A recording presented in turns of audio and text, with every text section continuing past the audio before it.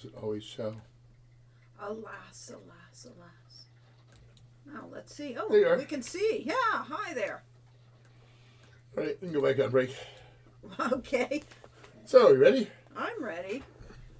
So, I don't think we have to be unready. Are our viewers ready? I don't know. We won't know until they actually... I just wanted them to look at your beautiful image before you yes. turn on the webcam and see our... Yes, happy Saturday, Cole did you said. just Yes, turn down audio, now an ad. Oh, well, I can't help that. That's... Audio. Adios. Okay. Okay, well, let's see. Yeah, I guess you'll have to do that and sit back. You can't sit forward, which of course means you can't work on the keyboard. Hello, all. Welcome to yet another live stream. I'm Lori. That's Corey. And we are the developers for the original designers for What? Quest for Glory, What's that? the game. Oh, game, Quest for Glory. No, say video Heroes game. Quest. Yes, Heroes Quest. And Hero U, Road to Redemption, And she's the designer and writer of Summer Days, Tilly's Tale. which is about to come out. Not to mention Mixed Up Fairy Tales. Yeah, that was a little longer ago. I did something called Castle of Dr. Brain. Yes, and together we did Shannara. Hey, Shanara. Yes, we were our own development company for that. Bashar actually typed that probably before we spoke, but we didn't see. Yeah, well, Don't forget Shanara. we did not. Sonora, Well, for a change, yes. the sort of. Well, we didn't have the sword part. There was probably a sword in that. Well, probably, but it wasn't important, I Somewhere. don't think. Yeah, who knows? It's been All too about many years. Jack Yay, Owensford. thank you for that subscription. Oh, Billy my Metroid. Metroid. My God, how many times can you subscribe to this thing? I don't know. Let's see. Good to see you again. Hope you have a good stream. We hope so, too. We hope you have an interesting. Hard to forget Shannara since it's right over Corey's head. Well, yes, it is. It is. Literally over his head, and but it you sort of can't looks like possibly a read that. sword. Can't possibly read that title from here, though. No, but it looks like there's a sword aiming right at his forehead from it too. So yes. Oh well. Damocles. Sword of Damocles. Yes, indeed. Hanging by a thread. Our lives are hanging by a thread. Well, it's certainly everything that ever happens is kind of Threatening. threatening. Yes. Threatening. Threatening. Yes. Yes. I can make out the. Okay, fine, good. I'm glad because it looks a little reflective in our review of it, as as we're looking for it. But We can turn on the light. we could. I don't look how This light looked our like we light. needed Look, that. I'm Yeah. a little dark, but you're perfect. That's a perfect light. Our light for you. isn't even on here. Right. This is just reflected light out of the sunlight. But by the end of the stream at 4:30, it might be getting I darker. have to turn on the lights then. Yes. Well, how is everyone? Yes. It's Welcome. time for me to replay Shannara. Well, good. You replay it and tell us how much that you actually look at. You both look beautiful. Lighting is perfect. Oh, thank you. I think it is. I mean, for a flat light, yes. I have a more directional light because I'm closer to it. All of the light is natural except for that which is coming from the computer screens. Yes, which does do a fair. You Yeah, and wouldn't actually, believe I think how much. you look brighter than me, and I'll bet that's because of this monitor. Let's try minimizing this bright window. There we go. It also takes off half the light, but that was actually good, Corey. Now we're pinker. It was like a reflector, so it was not a bad idea to have that light bright up. Let's see. I don't think we need our email up. All right. David TKI says, very, very tired, but spending 3 hours at a dealer to trade in my car will do that. That is exhausting. Yeah, so our car experience many years ago is we decided to replace a car that had bit the dust and went into the dealer and said, okay, we're paying cash. We know which model we want. We're taking that one. And they said, oh, wonderful, and proceeded to keep us talking to the finance person for 3 or 4 hours, something like that. I couldn't just write them a check or whatever. No, because they were trying to upsell us some services and stuff. Yeah. I better open that window again because you're too dark now. Yeah. And Mystic Xanthia says, I was literally in the middle of replaying Quest for Glory 1 when I saw the notification that you had live. Well, great. I'm sorry we interrupted your game. Yes. That was at OSU. I see. I'm trying to figure out what Molly Metroid didn't watch. She says that was at OSU. So, how about that direct? I guess was the question. Yes. All right. Let's see. Oh, Mystic Xanthi, I'm guessing from your username, your favorite quest for glory is Heroine's Quest. Well, for all we know, could be the author of Heroine's Quest here. Yeah, you never know. It's fine. I played it dozens of times. Well, great. I'm glad you did. Let's see. Our theme for this month is because of Valentine's Day, of course. I think they're talking about Chandler. I think they, well, that words, yeah. Our theme is love lore, because we've had a lot of love in our games over the years. Which is really all about love and friendship. Love and friendship, yes. And we've had some great friends in our games, and we've had some great friends out of our games. I mean, basically all of you are our friends, so we have made a lot of friends over the years because of that. Wasn't Xanthia the character from Waza Name 2? Us name too? Let's see, there was of course, Companions of Xanth. Yes, I think of Xanth when I But what was the... the second Carandia game. Yeah, that was what I was thinking. Let's- Carandia. Yeah. I was thinking Carandia. Yeah. Let Brainiac be our encyclopedia. We definitely need refreshers on things like that. Oh. And her sprite was the basis for the heroine. Cool. Oh, and Heroine's Wow. Quest? Cool. That's good Or to know. for the heroine of... I got that game because I got to play a girl. Yeah. We really wanted to be able to play girls. Don't you in the think games. that you should write a game with a girl sometime? Sometime. You'd think I'd do this more often. As it is, the Summer Days series will have the first game as you play as a girl, the second game you play as a guy, and the third one you play as Sammy. A dog. Yes, and Sammy is Sammy. Who is of unknown gender? Unknown gender. Well, unspecified gender because Sammy is a warrior. That's what they wanted to be all their lives. So. Does he introduce himself by sniffing your butt? No, he doesn't. He is not. Yes. One of my favorites adventure games is The Longest Journey, another female playable pro tag game. Oh. Cool. I think I own it. I haven't actually played it. I own a lot of games I haven't played. Yeah. I managed to miss TLJ because I didn't have a PC capable of running it. Longest Journey. But I always wanted it when I saw it. It's a good title. I like the title. Yeah. Although the best Journey would better. Oh, well, I hardly recommend it. Okay, well, there you go, people. If you want something to play, you can always pick that up if your computer will play it now. You can find a suitable plug-in. Here's what's on that screen that... no one would buy it if it was the shortest Journey, yes. There were also 2 sequels, Dreamfall and Dreamfall Chapters. Yes. All right. All right, what's the name of the developer, the publisher of that? I guess I'll have to look it up. You'll have to look it up. Moby Games. With an awkward keyboard in my lap. Yes, I have. My keyboard is very awkward. I really think I want to go back to a different keyboard.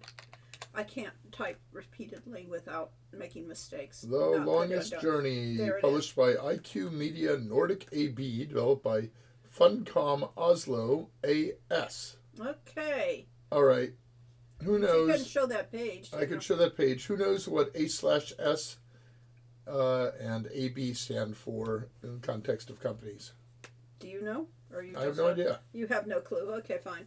Let's see. A mysterious white dragon talks to April. In German, a corporation is GmbH, Gesellschaft something. GmbH. It's a third-person puzzle-solving adventure game.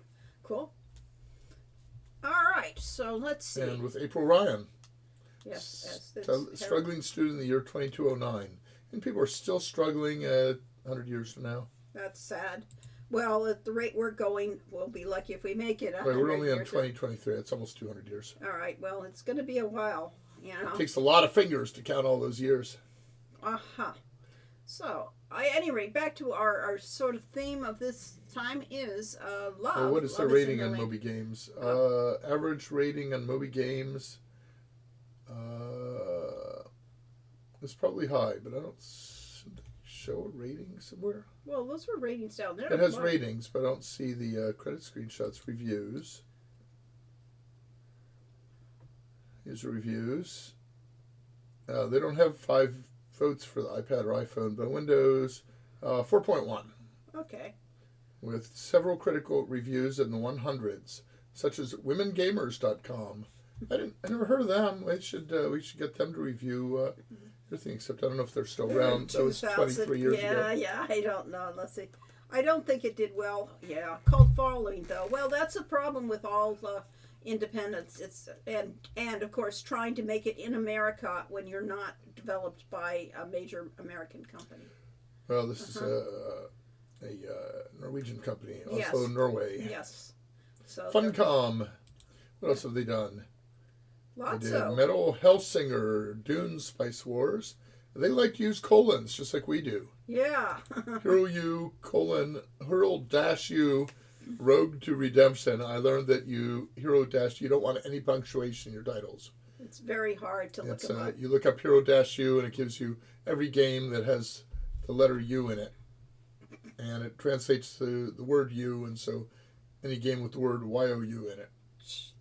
Okay. Enter key online. All right. Any rate, you are sidetracking us. Oh, okay. What's our topic? Well, you wouldn't call Funcom independent, pretty major developer. That is true, yes. But Funcom is a major developer in Sweden, and that doesn't translate as well to American In Norway. to distribution. Oslo, Norway. Yeah. It doesn't, They're the not in Sweden. distribution. All right, Oslo, Norway, my bad, because I am bad that way. It's just, okay. Sweden is a different country. It is. Okay, so any rate, to go back to our theme that I was trying to bring back up, Uh-huh. we were trying to talk about the love in our games and who you want to, be with, and the problems with writing, romance in games too. So back to there's a first time chat, so we'll.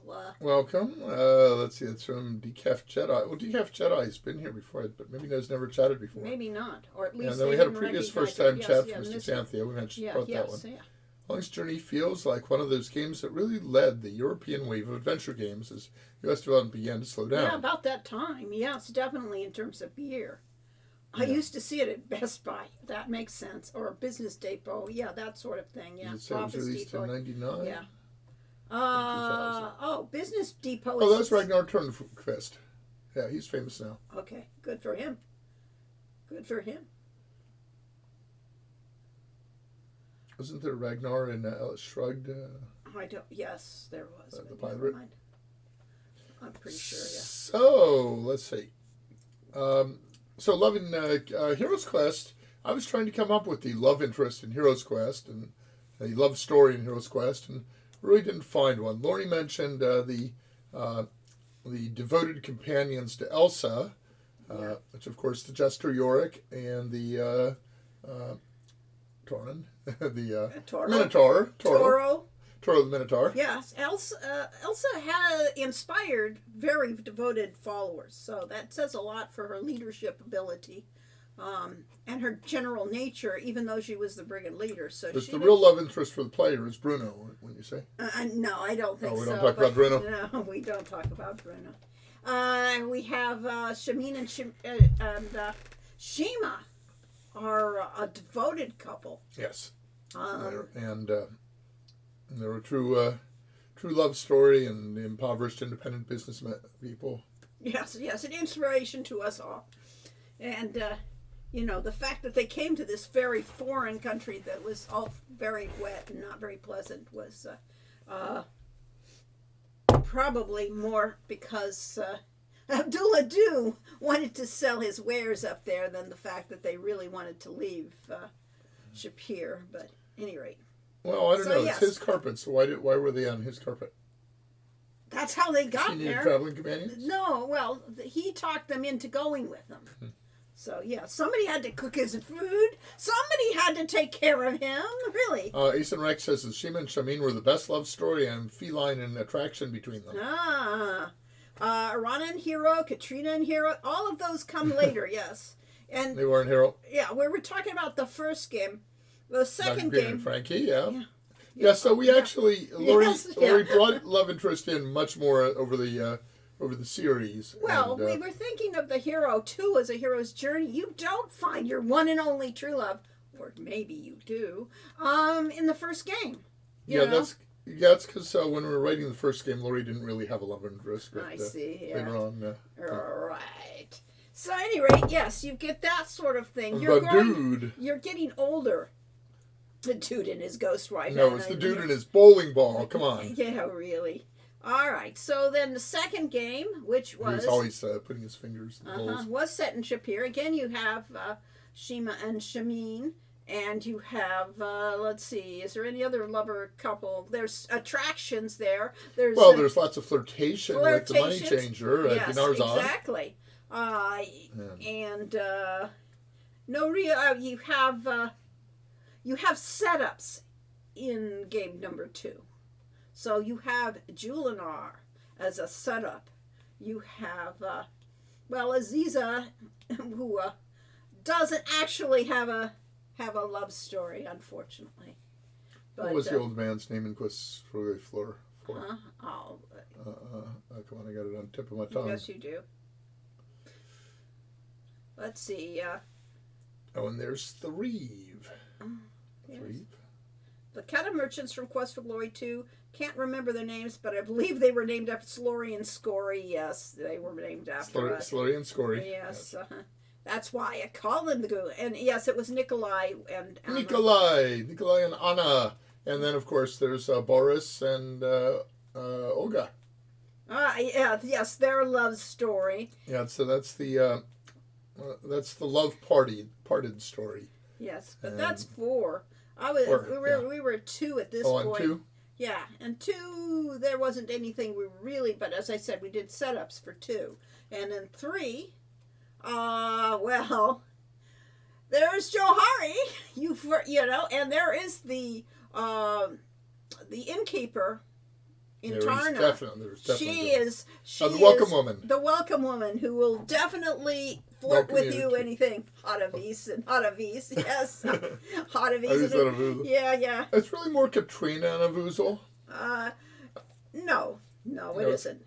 I would say Hadavis. Can't neglect Toby and Tanya, the greatest love. That is absolutely there we true. go. So Lori actually, we did a promotional piece for Hero You Road to Redemption, and had various themes, and one of them was romance, and for the romance picture, Lori had the wolf licking the hero effectively, and people were like, "Ew, bestiality!" And to us, romance is just about as much about friendship as about love relationships. Yeah. So, another Quest for Glory. Lori has loved many dogs in her time. Was inspired by the 1001 Arabian Nights, but did the movie The Thief of Baghdad influence you at all? It did. Yes. But the last time I saw The Thief of Baghdad was so long ago that I cannot begin to tell you how it influenced it, but it was certainly gave the love of those stories and that a different influence. Well, I was just talking about the last time she saw it before we did Quest for Glory 2, because as more recently we've seen it a couple times. Thief of Baghdad. Yeah. No, I haven't. Oh. Where would you see it? On like TCM and. I don't remember it on TCM. And which one are you talking about? The one with Sabu. The 1938 or whatever. Yeah, well, there's the one with Sabu, which was my favorite.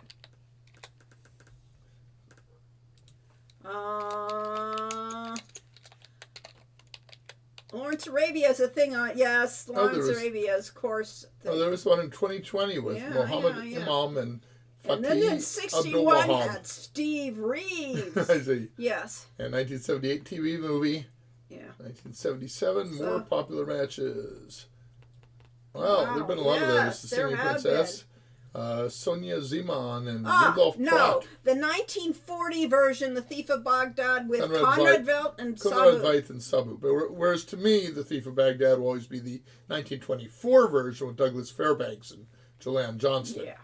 No, That's the real the Thief of Sabu Baghdad. one had the genie, and it was amazing. So, yeah. I don't.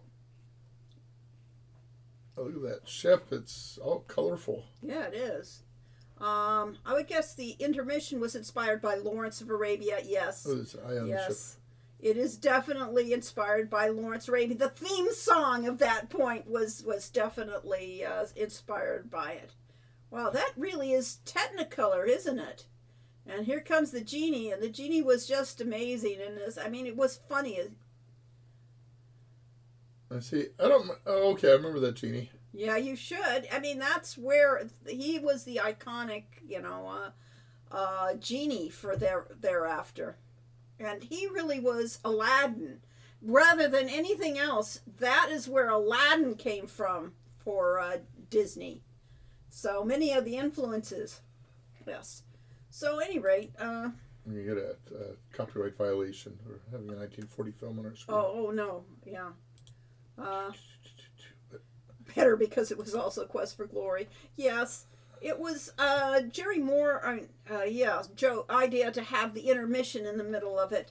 And if you ever actually watch something like Lawrence Arabia or anything on television, or or even in the theaters if you were that old, they have this long intermission in these films, and on TCM they actually show the intermission and play the intermission, which was in the movie itself.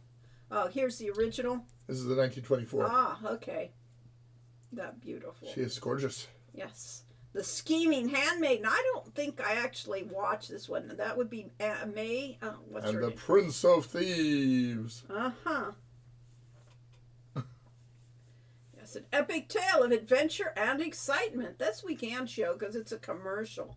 You're allowed to show commercials. Oh, The Stealing of the Eye. Yes. Which, of course, was the inspiration for something in Fafhrd in the Grey Mouser, and later for D&D, the cover of D&D. the original player handbook. I'm trying to think of the woman actress. All right. Yes. Let's see. Anna May Wong was the Scheming Handmaiden, yes. Right. So, at any rate, So, yes, those old films, webcam. yes, back to Wedcombe. So, yes, those old films were definitely an influence on Western and, and much more recent films like Lawrence of Arabia as well. Yeah, really. Which was before the time of most of those people, so yes. I was a big fan of Dr. Zhivago and Lawrence of Arabia. Let's see. I loved Casablanca and Maltese Falcon's references in Rasir as a kid, even though I only recognize them thanks to Looney Tunes. Exactly. Most of these things, honestly, we didn't watch all of those old movies, but we certainly knew the references. They effectively, Casablanca and Maltese Falcon were memes, Yeah. They are classics. So, Yes.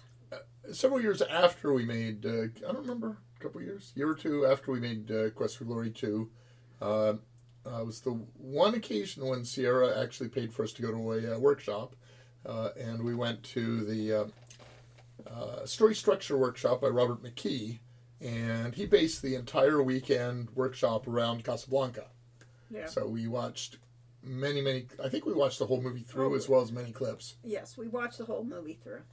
As he explores it and reinterprets it as if it had been the hero's journey all along. As opposed to a film that was basically thrown together and Yes. And parts that were ad-libbed, and the script was made at the last minute, and yes, like Indiana Jones and the Last Crusade. I mean, half those action scenes were ad-libbed and created at the scene of the filming. If I recall, the final scene that Humphrey Bogart changed that at the last minute and ad-libbed the line, I think this is the start of a beautiful friendship. Could be. So one of the classic lines of the film, that it had a completely different ending. So the idea of of helping his love interest and her actual husband get away at the end was not in the script originally. Yeah. So yes, Totally different ending. a lot of the great films were not great when they were first created. I mean, the first ideas, they really were, iterations and people seeing how it can be. I think Lori's referring to the great whip versus sword battle with Indiana Jones. Yeah, well, And, but no, I was thinking of the tank scene, that action scene we just watched. we just saw that one. The part of last Crusade last night. last night, and they did the tank scene, and that was totally, it wasn't storyboarded originally, and they filmed it on the thing and improvised what it was going to do. Wow. I know. It's like, geez. But the classic scene in which there's this Bedouin with a scimitar coming up against Indiana Jones, and he's got his bullwhip, and you just know that bullwhip is going to be slashed to shreds, and finally, in exasperation, he pulls out his pistol and shoots the guy. Yeah. And what we've read at least was that Harrison Ford had dysentery and they had done multiple takes of this scene, and he was like, "No, I'm not up to this," and just ad-libbed that, and the director said, "Yeah, that works." Oh, there's one from I had not heard that one. In The Empire Strikes Back, Leia said, "I love you," and Hans was scripted. Han Solo was scripted to say, "I love you too," and it was so much better. He said, "I know." Yeah. Yeah. That's perfectly. Harrison Ford did a lot of improvising on the Star Wars films because George Lucas cannot write human speech. Well, that and the fact that there was a comfortable relationship there. They trusted, Lucas trusted Harrison Ford, and Harrison Ford was free to do what he felt was right, yes. Lucas disliked the change, but Irvin Kershner was directing. Oh, really? Okay. Yeah, see, I didn't even know who the director of the Star Wars films was. All you learn about it, all you hear about is the producer. I hadn't realized, and that is from Temple of Doom. Yes, that's Janus another 3003. Yes, right. I had to stretch to read that. Are these first-time chats really first-time chats? Because I know all these people. Well, maybe they're the first time they've chatted since we've had this computer. I don't know. He's anyway, it says there's a callback to that gun versus sword moment in Raiders in Temple of Doom. And he is attacked by a couple of guys with swords, pulls his gun, but it's empty, so he has to fight them hand to hand. Yeah. Also, welcome, Dennis. It does say he's first timer, so there, yeah. The two-faced god. A famous quote: "George, you can write this stuff, but you sure as hell can't say it." Yeah. Oh, he's been on Discord. That's why. Okay, there we go. That's why you know him. Okay. Yeah. And that is about time for us to tell everyone about our Discord, which of course I don't have up, so I can't. No, you don't have up. I thought you did. You had it up. I guess not. Oh, you had it up. That's. Oh, there it is. That's Discord. All right, I do Bring have it up. Yeah. All right. So I go up here, and I say invite people. Hit and use copy button, and our Discord. You can get onto our Discord here, and here's the exciting thing. It looks like, remember text adventures? It's just like a text adventure for people, real people. Whether you like jokes or whether you like. It's got a section on the Hero U games, a whole section on summer days. It's got a section, multiple topics on Quest for Glory, and as you can see, they're all very active. This is all the white ones are that ones with new content since I've last read them. Like this morning, and maybe last night. And the most important channel is under creators, the Penitentiary. What can make a man run away like this? It's not run, it's ran, because it's past tense. I see. Okay. All right, some of them are better than others. Yes. I like this one. Mm-hmm. Would you like to read that? I got an email explaining how to read maps backwards. It was spam. So, good stuff. This is, the high point of our channels. Oh, this is actually one of my favorites. How it started, how it's going. He's putting a key in the ignition. We That's don't it. use Yeah. don't use keys anymore. That's Oh, retro. retro. Yes, sigh. Yes. Let's see. Return of the Jedi was directed by Richard Marquand. Didn't I see you in Police Quest? Didn't they see you in Police Oh, me? Quest? Oh, Yeah, yes, yeah, he did. yeah, Yes, I was in yeah. one of the police quests. When they 2 did or the 3. One video. of those when they were doing rotoscoping and video capture. So I am the police psychiatrist, I believe, Yeah. or maybe psychologist. Yep. Let's see. Return of the Jedi was directed by Richard Marquand, Marquand. who was a first-time director and who Lucas could be sure wouldn't make choices Lucas didn't agree with. Well, yes, it's always good to have yes men if you're a famous Yes, director ma'am. who wants everything the way he wants it. Yes, but you've got somebody else to do your work. Yeah. It's also good to be a yes man if you're working with Laurie. Yes. David Lynch turned down Return of the Jedi, direct Dune. Star Wars fans rejoice. Yeah. Oh boy. Yeah, that would have been very different. And that was originally going to be titled Revenge of the Jedi, and they decided that they didn't want to use that word because that,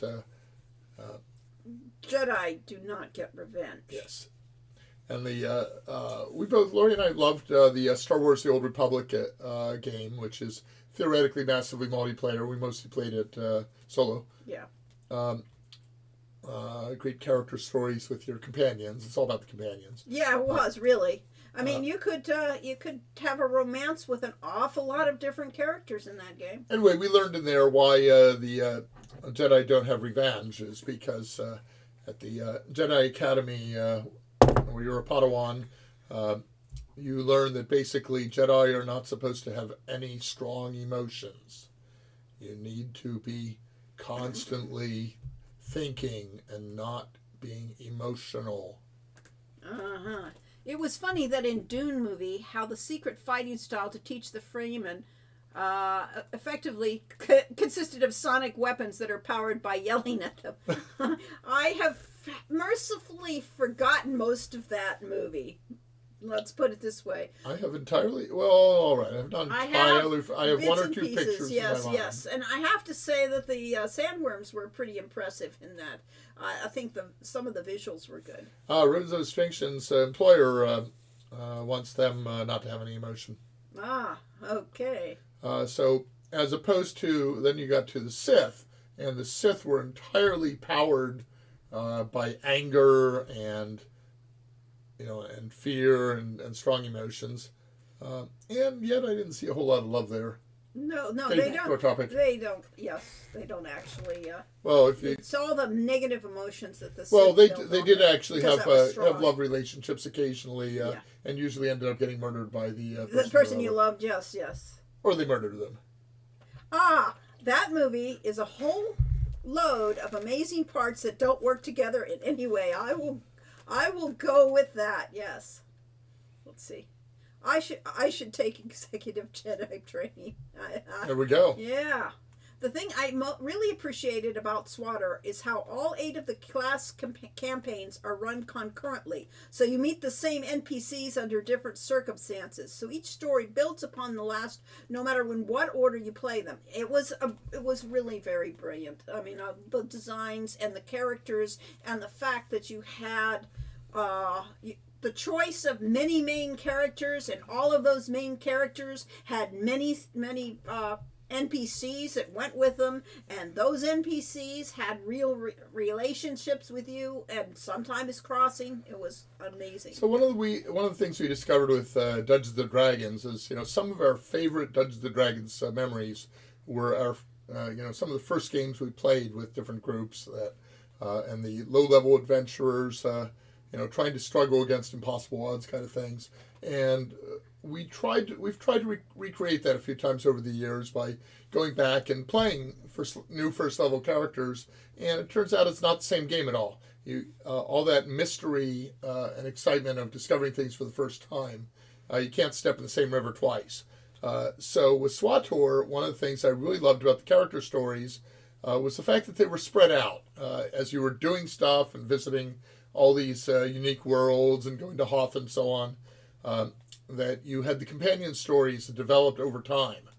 And later on, they decided that for new players, they needed to do a catch up. And so if you restarted the game with a new character, you got essentially all of your all the phases of your companion story one after another. I like the clock one. Well, yes, we could go back and show that one off. Yes. This is a total. Lori was distracting. Yes, I was distracted while I went through an anecdote.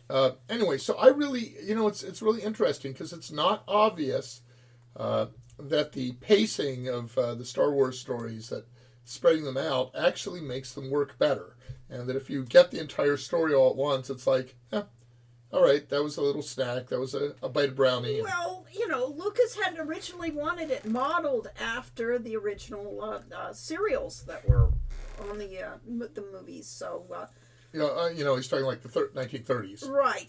So the Buck Rogers series that you actually watched, in episode. Yeah, went to the theater and you saw an episode of it, and maybe weeks later or months later you'd go and see the next episode. So he wanted to create that episodic type of thing, and so. And kids today, they don't have the patience for that. No, I never had the patience. That would have driven me crazy. I couldn't even watch a television series. I had to wait till the series was over so I could watch it all in one thing. Or a book series. Yeah, I was going to say, Lori will never read The Name of the Wind because Rothfuss is taking his time about finishing the trilogy. And so she can't stand to have it end on a cliffhanger. Yeah. Yes, it was. And Cyan VR says, yes, it was Anakin's strong, uncontrolled emotions that made him fly off the handle and be swayed to the dark side. Yeah, I was reading. I did not like the prequels movie at all, but you did. But I liked bits and pieces. Oh, there were some great moments of it. Again, like the bits and pieces that were just incredibly great. But they did. I mean, here's an emotional kid who loves his mother, and that's his mother's his only, his loving mother, and they take him away from her, and they try to teach her not to have any emotions, and meanwhile she dies off on that desert planet. You think that, the kid isn't traumatized? Yeah, really. So, yeah, you could see how Anakin does go to the dark side, because the only sympathetic character in the whole thing is the Emperor. I mean, in his role as the leader of the group, whatever it is. So yes, you can see how he is seduced to the dark side, because certainly the light side was no wonderful thing trying to protect him, and that's why I really was irritated at the prequels, because it just destroyed the Jedi entirely. Yes. So Bashar says Lucas wanted Star Wars modeled after serials, but got serials modeled after Star Wars. Yeah, I quite like Kellogg's C-3POs. Yes. Kellogg's. Yes. And the Clone Wars TV series does a better job of showing him as a hero and foreshadowing his decline. Yes, I consider the Clone Wars the best part of Star Wars, honestly. Although I do like the other animated things. I'm terrible. I mean, I really prefer the animated movies to the real things. I was trying to remember the name Chandrian from Name of the Wind. And I kept coming up with Mondrian. Okay. No relation. So Molly Metroid says that Rothfuss isn't finishing that. It's so annoying. So Molly, if you go to Patrick Rothfuss's website last year, he read aloud the prequel to the third book in the Name of the Wind series. So yes, he has written the prequel, the prologue. The prologue. Okay. There is a prologue. I adored the puppet style for Clone Wars. It was so distinctive. I wasn't crazy about it, but I grew to really appreciate it, and I liked the other series that came out from after that. Star Wars Rebels, and I also liked the Bad Bunch, or whatever they're called. Yes, I have loved Star Wars, but have not watched Clone Wars. Watch Clone Wars. The first few are just kind of, They matured. They found their voice, and they really are serious cartoons. They are not kids' cartoons. I couldn't quite read. Oh, this was actually pretty good. Okay. This is completely unrelated to the topic. Yes. Why is the barbarian carrying a skillet? He thinks it's his spellcasting focus. He has spells? Just one. Every time he hits someone with it, he shouts, Cast iron! Yeah. Katie Lucas wrote some of the In other best words, he's episodes. typecast. He's typecast, right, yes. Katie Lucas wrote some of the best episodes of Clone Wars. Oh, that's cool. Another one's again. All right, let's see. Rebels was also excellent, yes. Not just because of the early Greg Weisman involvement and the additional of G.A. Thrawn. Thrawn was interesting. And Warwick Davis as his Nagi assassin buddy. Warwick. My God, Warwick was in more fantasy movies. I think he's... I loved Jan Warwick. Not quite. Which is almost the same thing as Warwick Davis, right? Not at all. Every time I see WoW, I think of Wowie and Fairy Ring. I see. So, love interests. We'll try to get back to that. Yes, we go back to that. We do not need. Well, who's the character in Star Wars? Which one? Who's our protagonist? Our protagonist in Star Wars? He's got a name, didn't he? Anakin Star Wars? No, not Anakin. Skywalker? Luke Skywalker. Oh, so Luke is thinks he's in love with Leia. Yeah. Okay. But it's really more hero worship because she's a princess. And little Yazek just subscribed for 20 months, currently on a 19-month streak. Yay! Congratulations. Welcome. Thank you. Yeah. Warwick has been in every Star Wars since Jedi, I believe. Well, that and the Harry Potter movies, and I mean, I saw there were 5 or 6 different costumes that he wore in Harry Potter. I mean, it's amazing how many things he's got. I've never heard that name. Go look him up. I guess so. Let's see. Where'd my browser go? There it is. Warwick. And he's appeared on Young. There he is. There he comes up on Warwick. Oh, he was an actor in Willow. Yeah, he is the star of Willow. He's Willow? He's Willow, yes. And Ewoks and whatever. So... Is he a dwarf or they just he is a dwarf. I didn't know that. He is a midget. No, he's a dwarf. Technically speaking, they're different. He was 11 years old. His grandmother heard a radio appeal for people under 4 feet tall to appear in Star Wars Episode 6. And a huge Star Wars fan, Davis auditioned successfully and was cast as an extra, playing an Ewok. Yep. He was lead Ewok Wicket, but Phil L. Yes, with Kenny Baker. Yep. With Kenny Baker. Kenny Baker had been the cast as the lead Ewok, but Phil ill, so Davis replaced him. So it was a smash hit. Yep. I really liked. So at the time, people kind of badmouthed Return of the Jedi, and thought that the second film was much better. Yeah. So let's see. It was Star Wars: A New Hope, and who can remember that?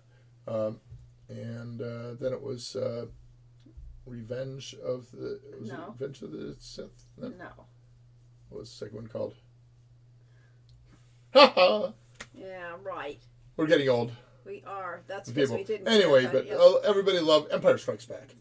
Everybody loved Empire Strikes Back, and to me, I really liked Return of the Jedi. To me, the film had a lot more heart to it, and my description of it at the time was that Return of the Jedi is really a remake of A New Hope done better. Yeah. And the fact that they once again have a Death Star and have to kill the Death Star, I said, okay, well, they just remade the first film. Mm-hmm. But also, the characters were more mature. Yeah, I didn't care for Empire Strikes Back. Yeah, well, it was a movie. I was not the great Star Wars fan either. And The But Force Awakens did it again. yeah, yeah. Well, I liked the. Was that the first of the new series, or was that the? Yeah, it's because I thought that Return of Skywalker was the worst title ever. okay. But yeah, the Star Wars: The Force Awakens was that the seventh movie. That I really liked that. Okay. I thought Rey made a great heroine, and that you know. Yeah, well, that I felt like Lucas had a vision, and he at least tried to keep that vision throughout his trios, his two trilogies, effectively. Molly Muttrade wants to quote a Clerk scene here, but doesn't remember it perfectly well. You can see how good our memories are today. Yeah, really. It's getting darker in here. It is. That's because it got dark outside. It got dark outside. Cloudy. We're going under totally natural light here. Why don't we go? Yeah, I will have unnatural light. Yes, we will have a We'll have an unnatural light. Yes, there to add a little bit of brightness to the scene. And that's why I'm speaking in an unnatural voice. Uh-huh. Yes, let's see. Arguably, Force Awakens was also a remake of A New Hope. Yes. Yeah. So yes, we could talk about Star Wars, but yes. Space Quest references in Great. The Force Awakens. Okay, yeah. Uh, You had brightness to every scene. Aw, how sweet. Let's see. Back to where we were going originally, because we could talk about Star Wars for a while. We could talk about Summer Days Tilly's Tale, We could. which I last promised for release on January 31st, and here it is, February 11th. Of course, I originally promised it for, I think, May 2001. Yeah, well, we will. 2021, not 2001. Yeah, okay. Yeah. It was supposed to come out in time for summer of 2021. And then I thought it was just about done in February of 2022. And so we're going to get it out in time for summer of 2022. Well, not to go back to a subject that we have, that is not us, but what about the independent contractors working on the Death Star when the rebels blew it up? They got killed in a war they had no role in. There's a lot of... I felt like the movies had, questionable values and morals. And yes, the Jedi, when you actually think about it, did a lot of really... They had the clones in the Clone War, and very effectively they were sending people to die, and they treated the clones as though they were the stupid robots. I mean, who was more moral? The ones that were using... The side that was using the robots, or the side that was using real human beings that were cloned and bred to do war? So, yeah. So, right. Yeah. And to be a Jedi, you have to be raised from childhood. Child soldiers. There we go. There you go. Yet another one. And so Anakin did a great service when he slaughtered them all. No, I don't think so, Corey. That doesn't work that way. Yes, you slaughter the children so that they don't grow up to become twisted, immoral Jedi, adult sorcerers. The one between the two main characters starting, which did you like better, Return of the Jedi or Empire Strikes Back? And the answer is Jedi. Yay! Huh. I don't remember the monologue about why ESB is better. So really what Star Wars is actually all about is Dungeons and Dragons. And it is the Jedi who are clerics versus the Sith who are wizards. Tundra Ice says, I Magic users. actually have barely liked a single Star Wars movie, but that's not a very popular... I actually agree with you, Tundra Ice. There is not a single one that I really liked, but I like the Lori was much principles. more of a Star Trek fan. Yeah, but I like the principles that were the whole Jedi concept initially, until we see how very toxic it is, and it's interesting. I thought that by making the prequel, Lucas destroyed the series because he made things. Because it said there are no real Jedi, there are no real heroes in the world, and But the things real like that. purpose of Star Wars was that we both grew up as science fiction fantasy nerds, reading, Asimov and Anne McCaffrey and all that stuff, and going to science fiction conventions, and we were weirdos and outcasts. And then Star Wars came along, and all of a sudden, science fiction was popular, and it was okay to like science fiction. Yeah, So it was an important so Star Wars created a world in which we could live. It did effectively. It broke the rules of what was acceptable, and now and that led to all the Marvel movies and things like that. Marvel that are you got marvels in your mouth. Yeah, right. The prequel Jedi were intended to be portrayed as flawed in order to demonstrate how the Empire came to pass. It perfectly justifies it, yes. It's a shame that order, in its worst phrase, was used as a basis over a millennia of history. Well, that can also be looked at as, socialism versus authoritarianism, and that effectively the order, Nazis were in favor of order. Yes. And one of the political parties today is all about law and order, even though it's okay to, attack and kill policemen if they're guarding something that you want to get into. Well, during which Chewbacca, what a Wookiee, is playing in the background. Really? Okay. What a Wookiee! But I was ticked off in the first Star Wars movie because Chewbacca didn't get the award in the original movie. It's like, well, but he was there. He did all these things too, and you don't give him a medal? Yeah, it was just ticking me off because, of course, I like Chewbacca. It was just an animal, Right. Oh, that song is playing in my head. Well, Chewbacca, what a Wookiee. I don't know it. I'd play it, but they'd probably get us banned. And the song is playing in your head, then I probably don't want to hear it either. I mentioned on Discord and a couple other places that we have, for a long time, we've had a channel in our YouTube. So our YouTube channel is Hero-U, I believe. Do I still have it up? Yeah. So our YouTube channel is called Hero-U Road to Redemption. You could show that Hero-U page. Game. I could show that desktop. Yeah. And the important part here is on the right-hand side. Let's see. So if I go to our homepage. I don't know. Hero-U Road to Redemption YouTube. Hero-U Road to Redemption. And for a long time, I've had a playlist. That's what it's called, a playlist for these live streams. And I had it turned out I had 10 live streams in the playlist. So I went through yesterday and tagged a bunch more of the streams. So now you can actually go to our live streams playlist, to which the link is this.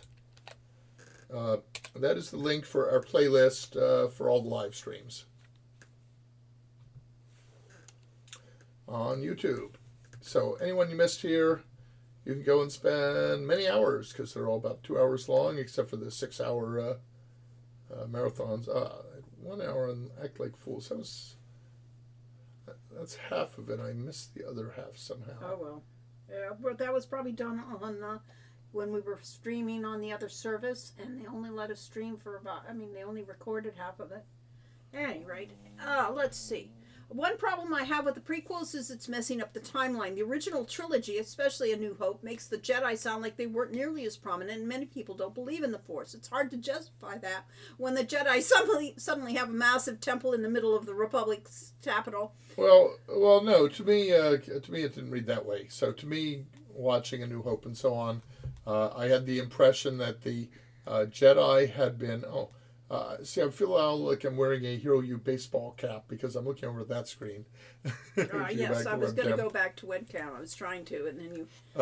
So anyway, to me, the Jedi had been very prominent, had been kind of the, the advisors, the viziers for the Republic, and that there had been this massive Clone Wars thing. And basically, as far as everyone knew, they were all killed off. So now they were only, people only remembered them as legends.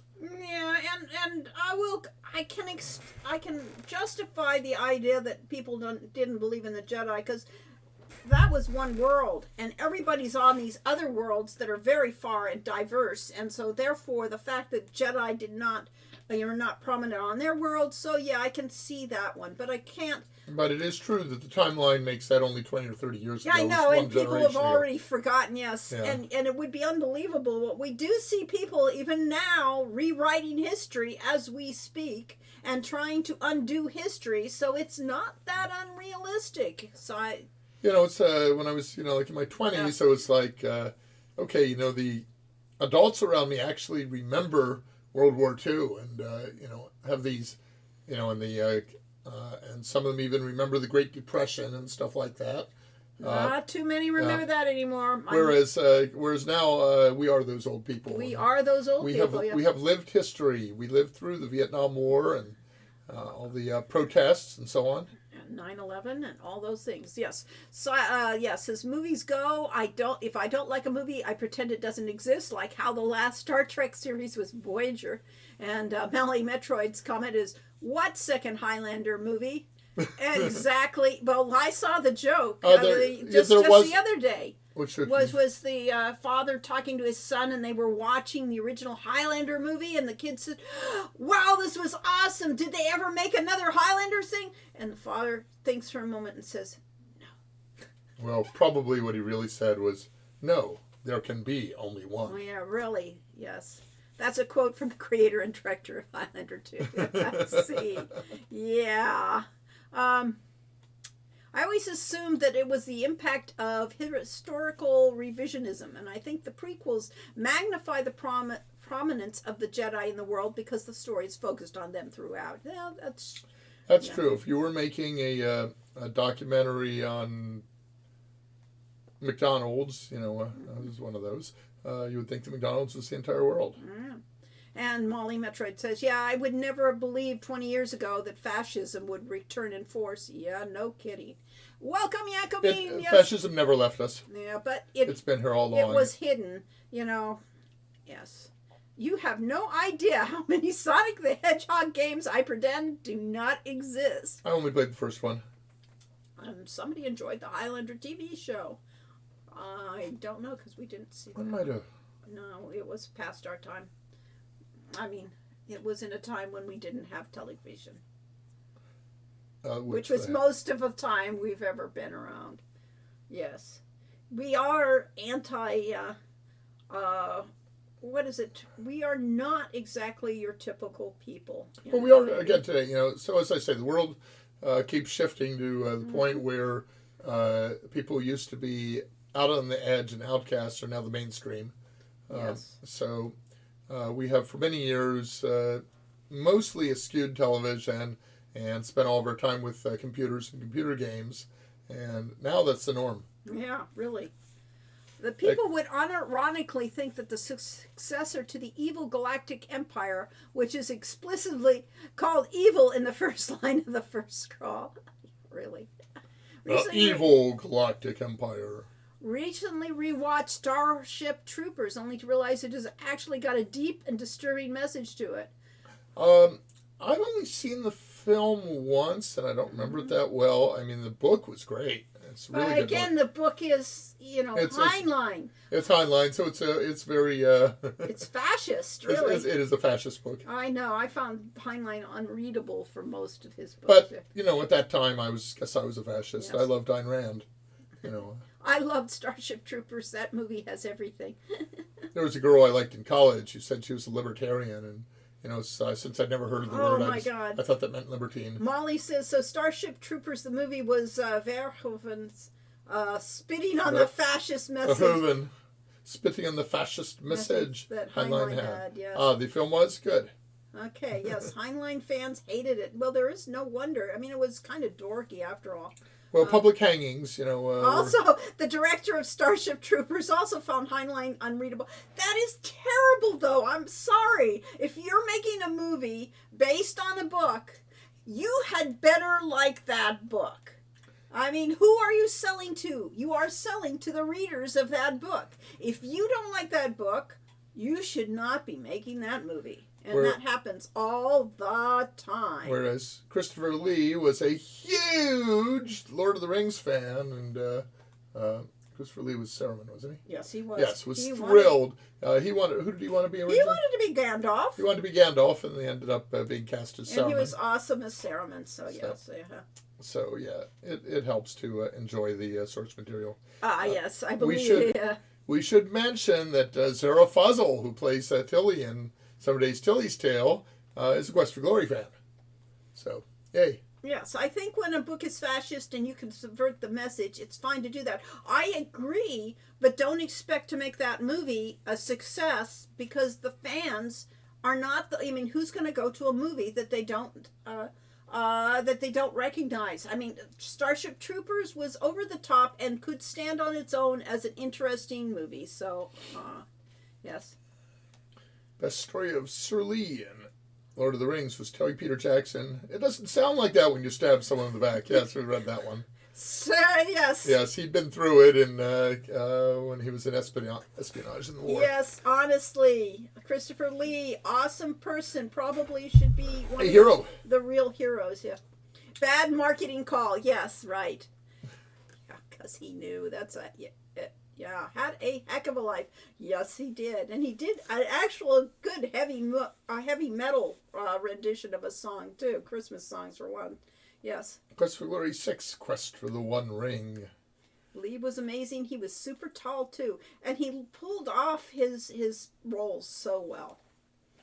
Well, we stole a tidbit from World of Warcraft. They had the One Ring in World of Warcraft. When you went fishing, you could fish up the One Ring. Ring, yes. And it turns out it's a magic ring that gave +1 to every stat. Yeah. And said not as powerful as the Two Ring, but Yeah. Yes, he is a direct I think descendant. they did of eventually bring in the Sauron. Two Ring as well. So we had the what did we call the one in Hero U that you could the One True Love, the one Yes, the one and only ring. the There's one and only ring, of which Which there you are could- 3 of in the game. There are more than that. You I could thought there were buy 3. you can buy multiple copies. I mean, so you could be the one and only true love of anybody. Because after all, it's up to you how you want Sean to actually romance. That's how Lori likes her love anyway. Well, let's go. All right, we can now shift back to our theme then, because we have certainly gone through all of the Star Wars trivia that we could think of. I'm sure we could dredge some more, but we really are. I think we did a stream on Star Wars one time, We did. but we had entirely different content, so I guess I know, yeah. we have enough stories. There's enough stories. There's enough things to talk about. But to go to romance and things like that, of course, we do come back to romance in our games. I always figured the multiple one and only rings was a slight reference to the way to dupe Hera's ring in Quest for Glory 5. It wasn't supposed to be, honestly. Irana is the best girl. Yeah, I mean, it's a matter of taste. I think that, Irana's Elsa. wonderful. Elsa. But Elsa is, depending upon your taste, do you want somebody that's strong and charismatic and capable of leading a country when you are going off to do missions? I mean, if you had to choose, who do you want to be the leader of Marit? And OSU says Katrina is voiced by Jennifer Hale. Your arguments are invalid. Yes. Yes. Irana versus Katrina. Katrina is about powerful and driven. And I like the build-up of having Irana mentioned throughout the games and finally meeting her at the end. Great work on that. Yeah, exactly. And, a magical duel between Irana and Katrina would be quite interesting. it wouldn't happen, so, yeah. It would be, irresistible force versus immovable object. I could invalidate that argument, OSU, but I don't want to yuck your yum. Okay. But, indeed. Janice says, I like the build-up of having Irana mentioned throughout the games and finally meeting her at the end. Yes. Great work on that. Yes. You planned it just that way, didn't you? I did actually. Well, once we created her, once she was, once we actually said, okay, this is what this must be about, who created this Uranus piece, this place of sanctuary in the game, then you have to justify all that. And then really, I was intending all along for sequels and to build up, so. And why did she leave the alley out of her spell? That was just a we just. Maybe that alleyway had originally been an exit from the city and was not actually in the city, and that they built the wall around it. Either that, or who knows? Or the town. Mm-hmm. Yeah, that could be. She sanctified that site, and then when they expanded the city, they built outside of her original things. I mean, that's also possible. All right, Katrina couldn't summon a Vuzul due to Irana. I think that makes Irana more powerful. Oh, interesting. Irana definitely shows It is not that Irana is more powerful, it's that what Irana did was more powerful. By sacrificing herself to force a Vuzul back to his own plane of existence, that, the power of sacrifice is amazing. Mm-hmm. Yes. And Brainiac definitely shows more parent power in being able to hold back the Dark One just long enough for the ritual to break and then leave them trapped between universes. Yes. Thank you, Deeth Labs, for subscribing with Prime. Yes. Bashar says that Irana would win the fight between her and Katrina by finding a way around the conflict. Yeah, she would at some point just leave. She would basically neutralize Katrina so that she couldn't really do much, and then she would leave because she doesn't want that fight. Well, honestly, Katrina wouldn't want that fight either, because Katrina's main skills had always been, to dominate the weak. Also to an extent, but to use people. Yes. Her skills were using people and to manipulate them, and her skills were not necessarily thermonuclear blast. They really were subtlety and that's how she survived in her life. Get along home. Yes. As soon as I saw Rana in the garden, I was like, saw her garden. Yes, I saw her garden. I was like, I'll marry her one day. Well, I'm glad. I mean, I want that kind of emotion type of thing. So, Scion's going to have to leave, but I just want to mention how positive and kind the Quest for Glory community is. I always feel welcome here. Good night, all. Well, thank you very much. You are very welcome here. You're part of it. So, take care. We'll see you next time. Irana could pull an Enter the Dragon. I'm from the magic school of dueling without dueling. Okay. This community is great. Good. Honestly, Katrina has the more interesting path post-Hades, I feel. She has a lot of growth and change to go through, even more than being alive again. True. I would say Irana has the same, though. Well, not as much. Yeah, she has to readjust, but she doesn't actually. Irana doesn't change that much. She has a lot of growth she needs to do. I mean, she's always been a solo. Yes. She's always been, a not loner a people person. and not a people person. My God, if the hero marries her and becomes king, wow, what a culture shock it's going to be for Irana. So, yeah, if you marry her, remember, you have taken this poor flower out of her garden and put her in the middle of a sewer. I mean, you're in the middle of politics. What can you say? So, Irana, in my opinion, is mostly fully formed as a person. Well, I don't. I think she's fully formed in your mind. Yeah, I think she is probably definitely stunted in a lot of ways because she has been so isolated, and she'll have to really, if you marry her, she will have to learn and grow a whole different amount of skills that she has. Whereas Katrina will have no problem learning how to be a queen. Elsa, no problem learning how to rule that kingdom because she was born to do it. Elsa's the best for if you want a good kingdom. And then, of course, when we're talking about romance as sex more than friendship, that when you marry one of them, you're probably going to have relationships with them.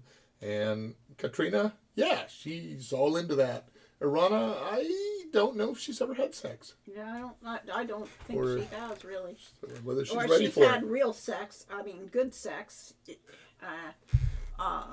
I won't go into that, but yeah. And I play paladins. I understand Katrina wouldn't like that much. Here's a women don't like nice guys joke in there. Kind of, but yes, that was actually the thought of why, and my justification of why certain you could court certain women in the game and not others. And that is because the women had a choice of who they wanted in a mate. So paladins are great, and and all that, but also to Katrina, she associated them with people who had tried to kill her and who had no tolerance for the gray things that she had to go through to live and survive, and so she could not tolerate them because they were basically to her intolerant. Well, OSU Brainiac says that the most extreme you could argue that Katrina is the selfish and Iran is the selfless, but it's certainly more than that. So, one of the studies has been that people who suffer abuse in their households as children often grow up to become abusers themselves, and that cycle continues. Bullies beget bullies. And so Katrina is the way she is because she was abused as a child. And that, of course, should be an advertisement for our Patreon. Abused as a child? What? That's No. not quite the lead-in you want to have. All right, no. But Jeez. if you really want to understand what is driving Katrina, you need to join our Patreon and read Lori's write-ups of the women of Quest for Glory, and that Katrina has a backstory that basically the way she is not her fault. There's our Patreon. Yes, I have shared it there. Yes. And I do a lot of public posts to this, or posts that are originally for patrons and then made public after 2 weeks. And our monthly is falling. We're down 6 members. So it would be really nice to get some new members of our Patreon, but you can also read all the stuff as the public posts. Yes. Just 'Cause come it's over. You don't have to be a member. It's not really here to make money for us, and yet it's really helpful that it does. Oh, yeah. That it's a big supplement to our income that helps us make games and tell I stories and figure stuff. it justifies his live stream. Yeah, I figure this live stream is funded by Patreon. Yes, that's it. Let's see. But anyway, Lori has a whole series on the women of Quest for Glory. I don't if know it's where. pinned. Women of Yes. Daughter of Darkness, Katrina Part 2. No, I did. The Dark Mistress of Mordavia. Yeah. I'll have to read this. The to see- Shady Ladies of Shadows of Darkness. Warrior Women of Tarna, Women of Glory 3. So Lori did a whole series of articles on this, and she never did finish them. No, I didn't. There was a lot that could have been. I think you started to write about Iran and then never finished the article about Iran. Yeah. But these were originally posted when we did a thing called the Quest Log. And Mistress Mordavia, it's not easy being a Dark Master. Mm-hmm. Silly Wizard. Silly Wizard is, of course, the name of a Scottish traditional music group that are absolutely great. And Leave No Child Behind. I have just brought up a tab there. I know you did. Anyway, so if you really want to see what's driving Katrina, definitely visit the Patreon. You do not need to spend any money. If you do want to spend money, that'll help us keep these streams going. All right. But you do need to learn about Katrina there. Let's see. Back to what our people were saying. It's more than that. Okay. I'd rather marry Anagramma. Well, yeah, Anagramma had a greater sense of humor, but Anagramma does marry Bunny Bones? Punny Bones, and so therefore you Except can't- she flirts with you in quite direct ways. So. Well, yes, but you do. She will tell you that she's been waiting for Punny Bones for a long time, and he finally comes back, and that's where we have a character that their daughter is in the school for heroes eventually. But just think of what a threesome that would be. And then there's Nawar. The Yeah, hero well, and Punny Bones and Anagramma, that would be spectacular. Right. Yes, Anagramma has a great sense of humor. Great, I'm glad you like that. I'm not convinced the hero didn't nearly have a heart attack after his first night with Nawar. Nawar knew, yeah. And I'd never want to choose between Katrina and Arana. Yes. I don't want to think about if if Arana had sex or not. Yes, I never wanted to think about it until now. I'm erasing that minute of my memory. Excellent. Good yes, plan. Yes, I think so. That made me laugh so hard. See, I read all these like teen magazines and so on, and they talked about going on the first date, and should you let the boy kiss you on the 10th date or whatever. And to me, it's like, okay, it was this abstraction. It never occurred to me that dating had anything to do with sex. You innocent. I was a total innocent, and I just wanted to have friendship. I swear I'm trying to find a legitimate in-game glitch to get them both out.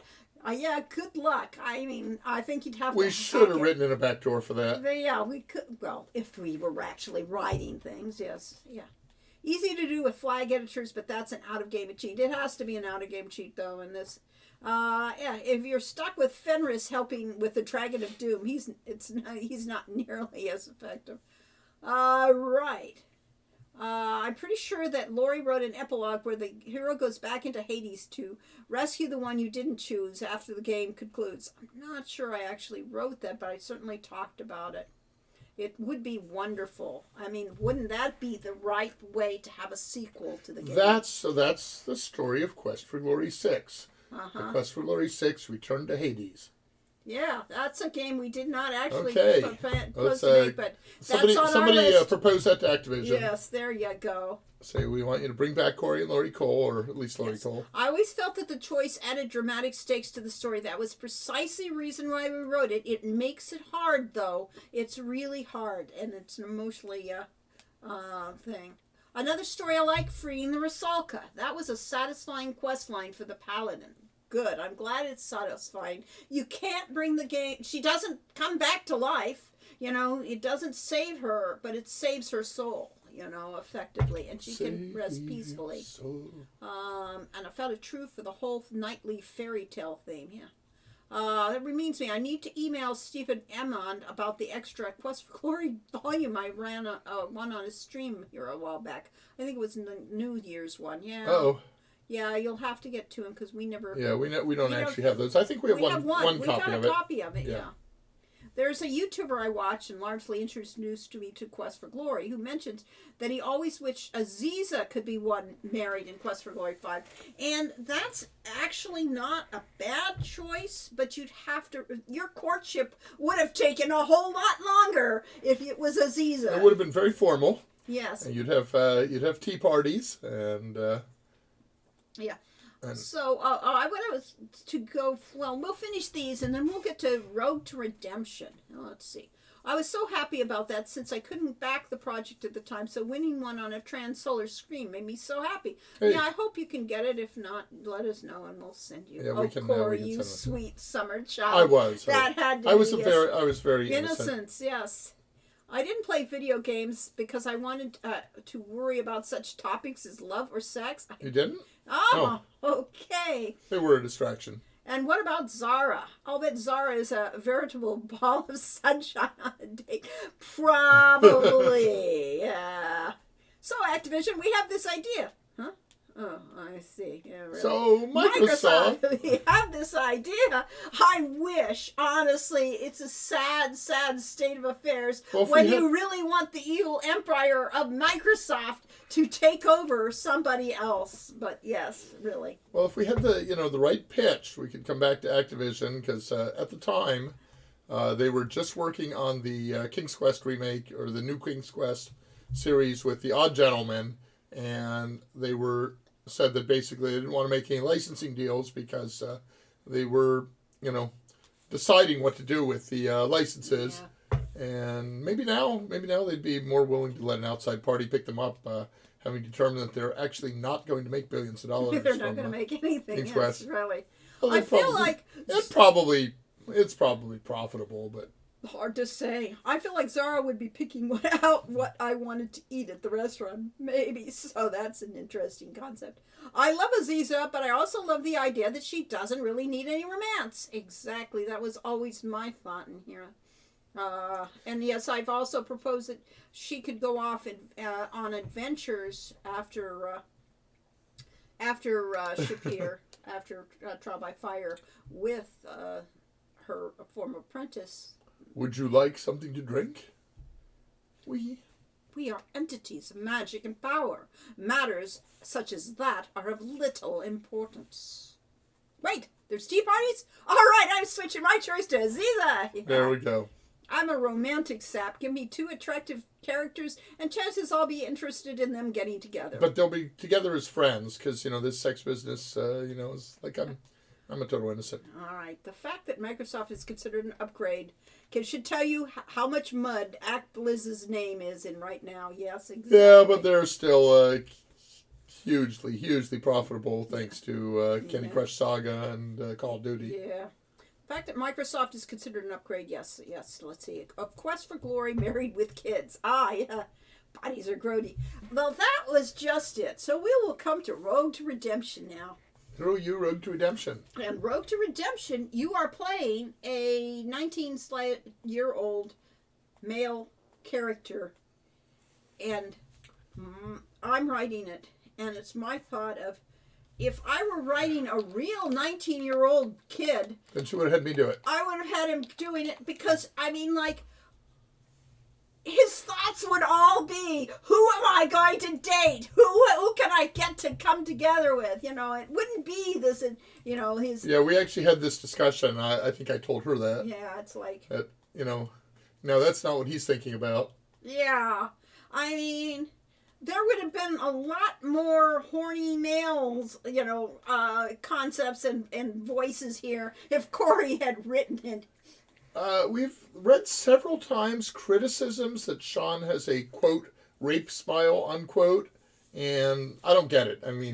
My smile is like Sean's, and it's not because I'm, constantly thinking of raping people. It's because I generally, was taught, smiling is friendly. So, yeah. But it's interesting that people get that in the character, and maybe that is what he's about, and we just don't know it. Yeah, his smile is not that much different from Hero's. I don't think. Yeah, so. but see, the Hero was in the late 1980s through the 1990s, and maybe that was a more innocent time. Yeah, maybe so. Let's go back to the desktop and. Sean's smile wasn't that much different from Vladimir Putin's. Oh, wonderful! Yeah, right. On the other hand, I don't recall ever seeing a Hitler smile. No. Let's see. There we go. So, yes, I think that if I had been more realistic, he's a teenager. And he's a teenager, and he's suddenly around girls. So I think the dialogue, the subtext of these interactions would be a little different if I had been trying to be realistic here. Yes. Smiling is odd when you really think about it. Showing teeth is almost always an aggression indicator for the rest of the animal kingdom. Yes, yawning with the primates. Yawning is always an aggression thing because you are trying to show your teeth. I don't show my teeth that much when I smile anyway because my teeth are all badly aligned. They're not too bad. Sean has only one truly passionate relationship. Puns. Yes. Indeed. He would get along fine with Rasmus. Well, it's interesting because, that I wrote and coded the opening scene of Hero U where you're exploring the house. And I decided, I should put in, a lot of wordplays and puns and stuff in there. And then we brought in Josh Mandel to help write messages for objects in the game. We basically gave him carte blanche, and he modeled it after that initial room. Well, that was actually not my original intention. My original intention was to overload the first room with puns and then to play it kind of straight for the rest of the game. But by bringing in a third party, he wrote it the way that he assumed that I would have written it. Which, of course, is our thought exactly. It wasn't like it wasn't something we didn't want. We wanted that because otherwise all of those stupid click on an object and get a message are boring as hell. And so without putting the puns and the humor in there, there's no point in doing it. So the whole reason and the justification for that many puns is because we wanted the game, if you could do anything in the game, it had to be entertaining. And it couldn't just be a boring interaction and not you can't do that kind of message. Yes. Sean is a total charmer. I love him. He's such a cutie. I am glad. That's what we think. Yeah, Joss is another hero, yes. Yeah, actually, most of the people that I get the things about the rape smile and stuff from tend to be the alt-right and misogynistic men tend to be writing that. So I don't actually hear from women that, there was something wrong with him. Let's see. Rogue having a massive snarker makes sense. Rogue being a massive snarker, yes. Yes, I like Snark. I liked being able to make him cynical and snide at times, but you could also play him as a total, nice guy. It just depended on how you played the game. I mean, what choices you made. And so it really gave you, I hoped, the player a chance to feel like, no, that's interesting. Yeah, I just came across this review of the Nintendo Switch version, and it was a Hero U Rogue Redemption review, Satisfying Snark. Yeah, there you go. So, this is a really good review. It was at keengamer.com. So, yeah. It's got that same scenes that we put in our press. Yeah, I wonder why, yeah. Never let it be said that I'm a coward. Foolish, maybe, but a coward? Nah. He has become self-aware, yeah, well, yeah. And they're showing a lot Combat is straightforward and rarely frustrating. So that's what we like to hear, whereas we've actually had people complain about the combat system. Oh, it's boring, it's slow. No, we want to hear it's satisfying, yes. And exciting. Yes, and not pretty puzzles. Pretty puzzles. Yeah, I thought that the Trap Tapper, this is the guy down in New Zealand, did the interface for that. And then JP did the artwork. JP did the artwork, but the Trap Tapper came out really well. Yeah.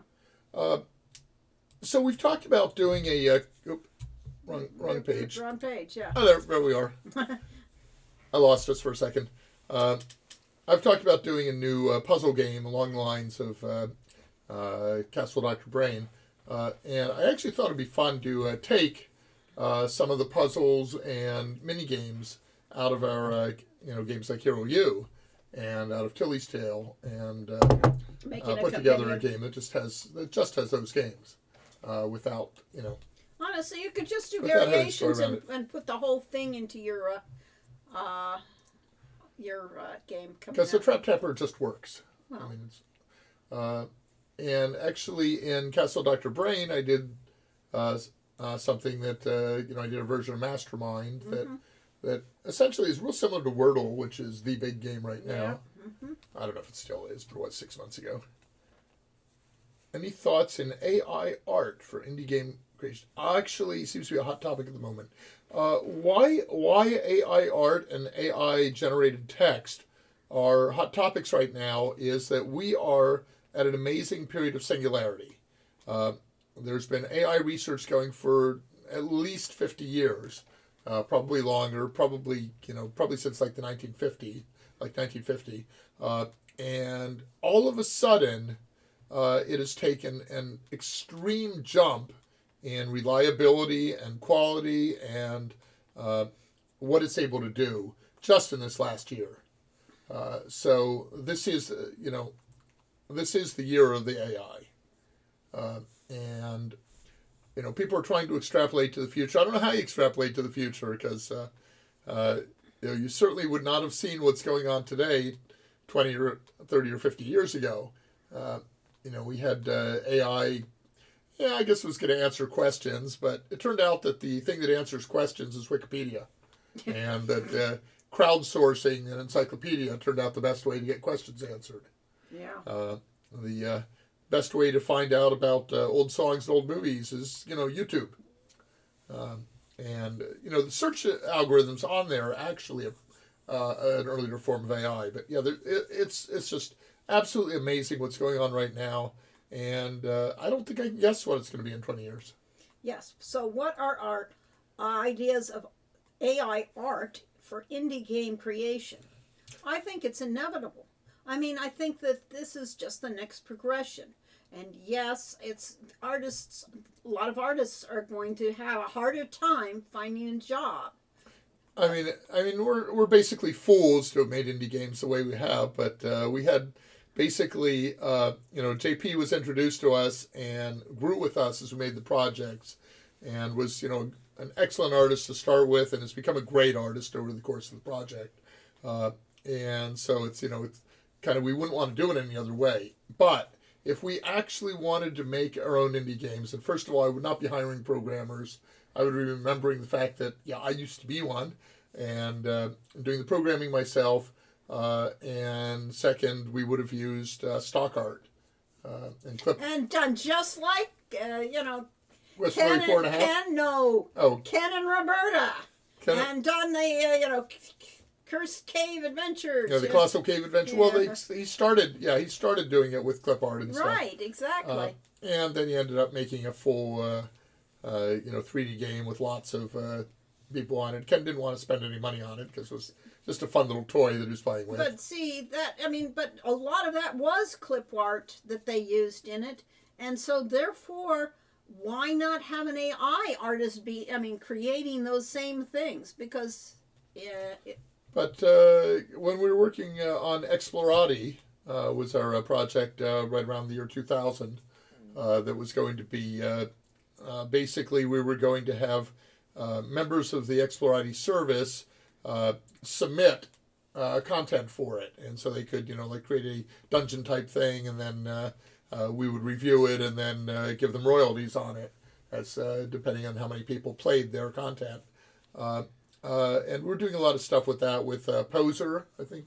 Was that the tool that Carly was using? yes, Yeah. did the characters. And so those are basically very simplistic art tools that are easy to use, and you can basically go to their services and get off the shelf art. Unity store has all kinds of very inexpensive art assets. So I think we certainly could make a game around that. And it might not be as pretty as what we're doing, we hope, but you can make a game off of it, and it might actually be affordable to create a game that way. Yes. So having an AI generate art would be the right way to do an indie game right now. And then the way Laurie agonizes over writing the dialogue for games, we could have an AI write part of our dialogue and then rewrite it or modify it, work over it. So ChatGPT has just been really amazing in the little short stories and stuff it writes based on a prompt. And it's all about, how you phrase the prompts and how well you do it. But, so a professional game designer using those tools would really tweak and play with the prompts to get pieces of text, and would then go through and modify the text to make it work perfectly. But, I can see it. I can see games so it's not created by, people have the misunderstanding it's created by AI, but it's not, because the prompts have to be right. So what they really are, you need an artist to do the right prompts. I have seen amazing AI art, but I know the artist that created those AI prompts and actually tweaked it, and then it had to go into Photoshop to get it right. Yeah. They made great pieces of art, but people were horrified that someone won a art contest, like a county fair type thing or something, with art that was created with Journey something. Yeah, Midjourney. Midjourney. But I read an interview with him, and he said, I spent over 1,000 hours. Yes. Tweaking the prompts for this, and then modifying it in Photoshop and so on. Yes. So he made that his own. Yeah. So yes, exactly. Yeah. So. As Bashar says, in summation, what I'm saying is that we're not going to see AI art, but rather AI-assisted art. Correct. So a real game designer can go through and use these AI tools to help them get around writer's block, help them get around artist's block. And give a basis. I mean, basically, you're using AI as your sketchbook. Yeah, I mean, the way we did Quest for Glory is Laurie did, a lot of simplistic drawings of the characters and sketched out the scenes and so on for the artist to work with. and could certainly do that by giving a bunch of prompts to an AI artist, and then giving that to a real artist and saying, here's what I'm trying to get at. Yeah. So if you want to do an expensive game, that's how you do it. If you want to do an affordable game that might actually break even, then you could do it entirely with AI generated assets, and then just the designer tweaking the art a little bit and tweaking the writing. Yeah. We could write an adventure game with all AI assets, absolutely, but it wouldn't really be created by AI. No, it would be created by a designer. Yes, that's the key. Honestly, guessing the future is almost never right, even for science fiction writers. Heck, almost all of them back in the golden age missed the transistor. Yes, but the best science fiction is just written in the future for the situation that you're currently living in. It's all about now, reframed in a science fiction setting. So back to romance. Are there any romance options in Tilly's Tale? Not very many people writing 50s science fiction thought that this is what a computer would look like No. 50 years later. Right. So are there any romance? Well, one of the restrictions we had for Tilly's Tale is that it had to be G-rated. And that was set by actually J.P. Selwood. He wanted to make sure that there were no sexual innuendos in the game. So there is romance possibilities, and there is a kiss in the game. There's a kiss? Yes, but there's nothing going any further than just a kiss. And you get to choose, you still can choose who you want, but what goes on after the game is up to you. You make relationships with these people, you make best friends, and you change their lives in the course of the game, because every character in there has a story arc that you have to affect by your play with them. I just read an article about the worst places for a first date.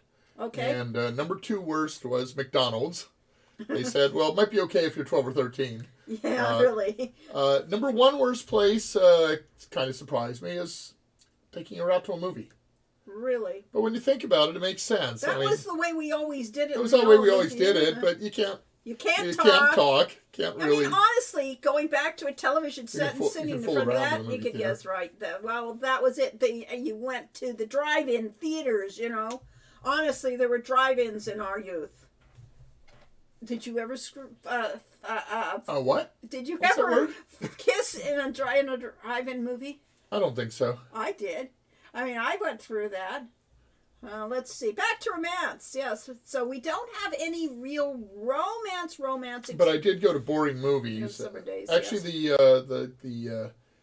the most romantic movie I ever went to was taking a date out. Yeah. Taking a date who was, I believe, a Quaker or something like that, out to see A Clockwork Orange. Oh my God. And Not she a was good so horrified choice. by it that we did get a lot of kisses in because she couldn't watch the film. I don't blame her. Yeah, I was on a date to see that. Well, actually, I was with my boyfriend when we saw it. And it's not exactly a romantic film.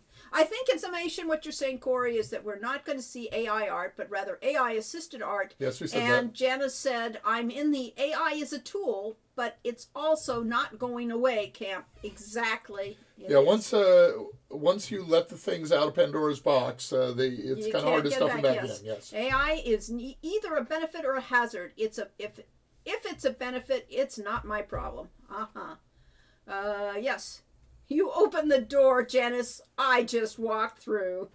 Okay. Yes. There we go.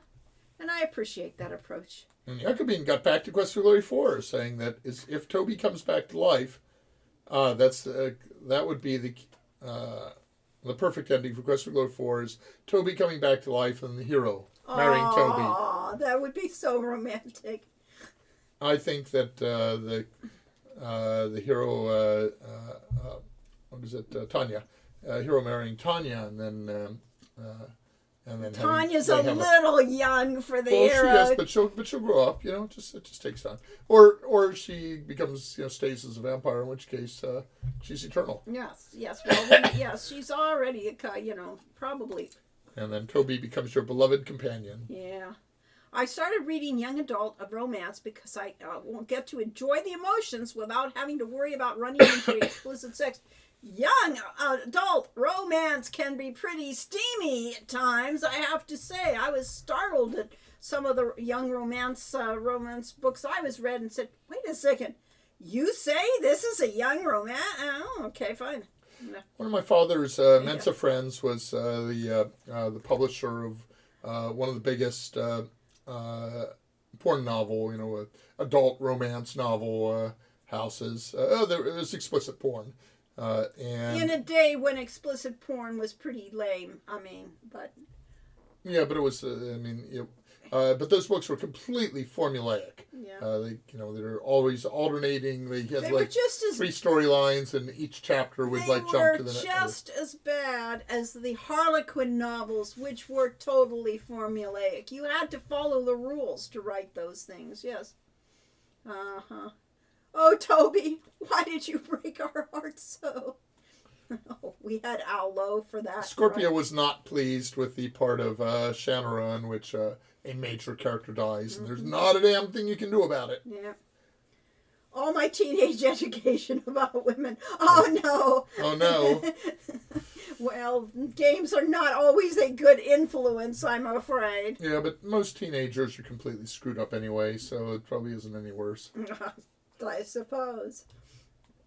So, at any rate, let's see. We were on the subject of romance. All right, if we go to Rogue to Redemption, who's the best person to romance in Rogue to Redemption? Road to Redemption. That's this game here. Yeah, you can show the picture. That yeah, actually, this one again. picture is again. Yeah, this is the picture that we've got. There's only one missing Katie from this talking. that you could, 2 missing that you could do. So they don't show everybody Well, here. it doesn't show Joel. It doesn't show Joel, and it doesn't show Aeolus. Aeolus, yes. Yes. The only picture you can get for that is the one where they're all disgusted with you because you've betrayed all of them. Yeah, we just- one of the endgame just photos. saw that yes, somewhere. Pictures. Lori had it up on her, I think. Yeah. It had Sean smiling and everybody else scowling at him. I tried dating the ghost panda, but it didn't work out. Okay. The Tanuki. Ah, yes. Tanuki is the real love interest of the game. So, at any rate, The Ghost Cat. Ghost Cat is quite lovable. So do you go with the fiery rover woman? I was going to say gypsy, but I got past okay, it. fine. The fiery rover woman, whose name is something. Esmeralda, short for Esmeralda. Or Katie McMichael, who's the pirate's daughter. Aeolus is romanceable? Be right back. Gotta play Hero U again. Aeolus is absolutely romanceable, and you get by far the most puns in that relationship. Yes, and Joel, he's the toughest. If you all had to, which ones are tough to do? You have to run through hoops to get Katie. You have to be really sweet to get Esme. You don't have to do a whole lot to get Joel, but you have to save his life. And you have to really, really work to get Aeolus. So the spoiler trick to get Aeolus is you have to start out on one of the other relationships. You have to help him with his romance. And then basically say, oh, okay, I was never actually in love with her, and help him with his romance. And then he ends up falling in love with Sean. Right. Basically, Aeolus is a teenager. And he's going to fall in love with everybody. I'd probably pick Katie, too. Dennis admired Katie's fashionable boots. Yes, indeed. She has the pirate boots, yes. And, so you can romance almost everybody. You can't romance... At least in this picture, she has completely wasp waist and big bazumba. All right, It's not actually a flattering shot of her. Esme, Joel, and Thomas. I think Esme is the prettiest. Yes, 6th, who will accept the ring but won't lead to anything. Oh, yes, okay, yes, you're right. Who will accept any gift. Any gift you want to give her. Any and every gift. I started out leaning Katie because she's plucky, but Esme won me over by rejecting me for not having a steady job. The grounded girl was the one I wanted to spend my time with. There we go. And honestly, she and Aeolus can get together in the game, but I do not see that romance lasting far beyond the school because honestly, Aeolus is not grounded in the least. And He's kind of sweet, though. He's sweet. He's great. But he's a slob. Who wants a slob? Right. He's not a practical husband. Let's put it that way. And Esme is a very practical woman. I mean, that's why she's here at the school. She wanted to find a reasonable... Yeah, I'll be Esme's rebound. There you go. I've heard a lot of people say they want Sylvia. Uh-huh. That's, Sylvia isn't a character. Actually, Moira. Moira! Yeah, Moira's definitely gorgeous. Yes, but Moira's a little old. Much older than Sean. Yeah, but so what? You know. Okay. Yes. Well, as teenagers, Esme most of us start out with older women. Well, yes, but except for people that actually, are ground enough to have relationships. Moira would not want Sean. Let's put it that way. Okay. Moira wants a real paladin hero. She's not a cougar. No, not at all. Moira's also a teacher. Yes. That inequality is more than Little Wiki. Well, it is. It's that societally it is, but traditionally. There have been a lot of May to December romances, and teachers, students, yeah. Even if everyone is, because this isn't this isn't a high school. This is a college. This is a college level class. How many of you knew a high school teacher romancing their kid? I knew of one. I knew of one, yeah. Yeah, so it was not that uncommon. My literature teacher in high school had a boyfriend who was one of the students, was a black guy and white woman. So wow, that's risque, yes. And truly, we went out. We went out to see Zeffirelli's Romeo and Juliet as a class trip, and they were romancing the audience during the movie. That's definitely something. Yeah. Okay. So as far as I know, she didn't ever got fired about it. That was a day and age in which it didn't happen so much. Nobody mentioned it as much as possible. Yes, all the kids knew about him, though. Yep. Let's see. Even if everyone is over it's kind of icky. I do agree, Brainiac. But then again, romance, you can't tell. Yes, I love Joel because the progression from rival to lover is so beautiful. Joel does grow in the course of this. He does, yes. He has to grow because he gains a little bit of a backbone through the course of the game. He has to, he's looking for his sugar daddy. He's looking for somebody to care for him and protect him and love him. And he's looking in all the wrong places at the beginning of the game, but he'd do anything. He's a lovelorn character who really just wants to, and's never had anybody good in his life. So therefore, he's a good romance. It's very, a satisfying progression. There's Joel with his back to the camera in the classroom scene. Yeah. So, at any rate, we do have a lot of romances in. And Gerhard, I feel like a silver fox. Yeah, I know. All right, how many people, are ready to write fan fiction about Sean getting together with Mr. Turk? Right. Yeah. Or Gerhard and Turk. Gerhard and Turk. There's an odd couple. There you go. Yeah, right. I'm sorry. And it's a pretty scene with the garden. Yeah, very good. Keep doing that, yes. So, yes, that is a nice scene. That is a good place for romance. So, yes, there are 6 characters in Summer Days, Tilly's Tale, and you will have a friendship and a love.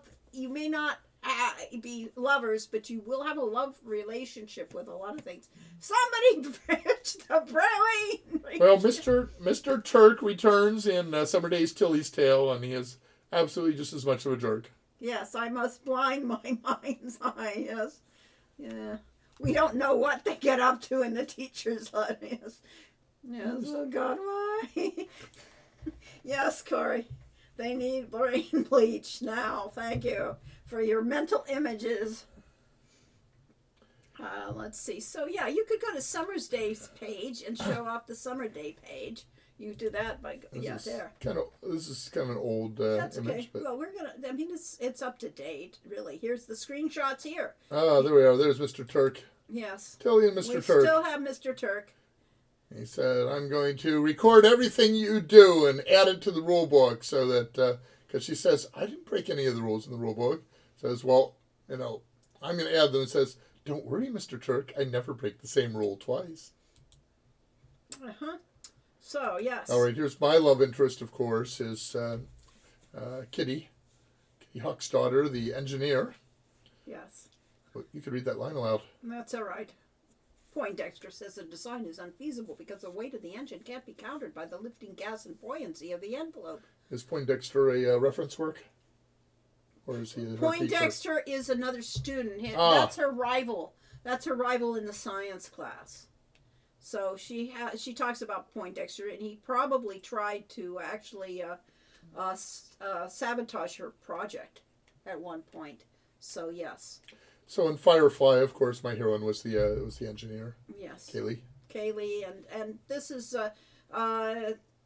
is also Gadget from Rescue Rangers. It's not like I kind of a cross between them. Yes, and so yes. So just replace the image of Turk with the image of Kitty. All right. Yeah.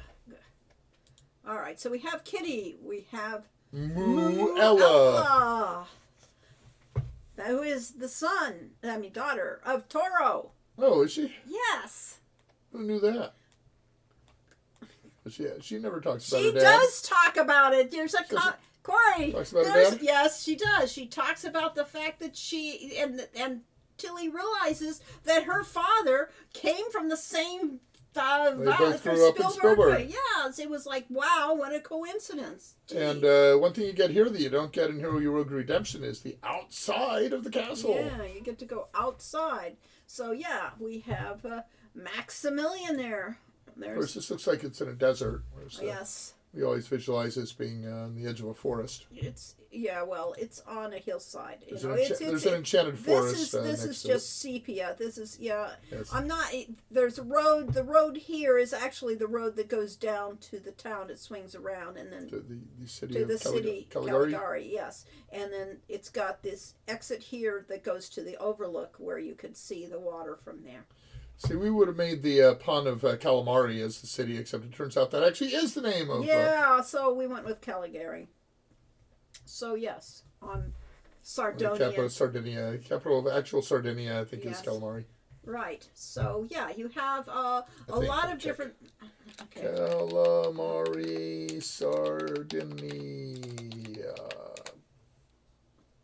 Oh. Where's the word calamari come from? Maybe it isn't that. Best calamari. The best of calamari. It is the best calamari in Sardinia. Okay, maybe I'm wrong. Maybe that's not the name of it. Just go Sardinia. Cities in Sardinia. List of cities in Sardinia. There we go. Mm-hmm. It's Cagliari. Yes, it's Cagliari. So it is actually closer to Cagliari than to it is, yes. Caligari than it is to Calamari. It is, yes. So we should call it Calamari. Well, I didn't. Cagliari. So, yes. Because, I did kind of want the reference to Cabinet of Dr. Caligari. Which I saw totally by accident one day in high school. Yeah. Well, it was being shown by a film class in the room next door to it's the definitely a film chess class. club room. It's a film class film. If you can ever see it, you should see it, especially in context with something actually telling you what's going on there. Because it's definitely an interesting movie. You could look that up. Cabinet of Dr. Caligari. If you named the city Calamari, you'd have had a lot more traps. Cabinet of Dr. Caligari. Yes, there we go. Tab, enter. Yes. Okay. Yeah. There's the Wikipedia ad for it. And yes, and it is a very, it is a silent horror film, and it's definitely stylistic. Well, wasn't it based kind of on magicians that had the disappearing, lady lady goes to the cabin and then comes out of a different one? The quintessential work of German expressionist cinema, and that is what it is. It is about an insane hypnotist who uses a somnambulist to commit murders. Dark and twisted visual style. Yes, it is. So definitely weird movie. There have to be squids if you named the city Calamari. Yes, indeed. Yes. There's a theater near me that apparently shows a silent film every month with a live organ player. Yes. You should well, pick your movies because there are bad silent movies, but there are some very interesting ones. Well, always go to see Metropolis. We saw it with Fritz Lang? Yeah, Fritz Lang's Metropolis. You should think. I don't think I've seen it. Yes, I would have thought Metropolis should get that distinction. Yeah, well, it should. Yes. Now, if they had an undead organ player, that'd be more impressive. Instead of a live organ player. That one has very different visual mental images there, Bashar. That's another one that's edgy on let's undead organ tying. How about the 5,000 Fingers of Dr. T? That's a bizarre movie that is not all about child abuse. Yes, it's a child abuse movie. Yeah, let's see. Which really, I suspect, was actually inspired by someone who was traumatized by having to take piano lessons when they were a kid. Well, it was clear. Yes, it was by Dr. Seuss. Was it? Yeah, it was originally. Yeah. I'm sure I was sure to buy the Blu-ray when they announced that they nearly completely recovered the film. It's definitely worth seeing. Metropolis. Yeah. Okay, so let's see. So yes, you have a choice of characters, and you come close to. You make real relationships. You change their lives, and Tilly grows in the course of it too, and so. So I mean, friendship really is the theme that runs through all of our games. Yes.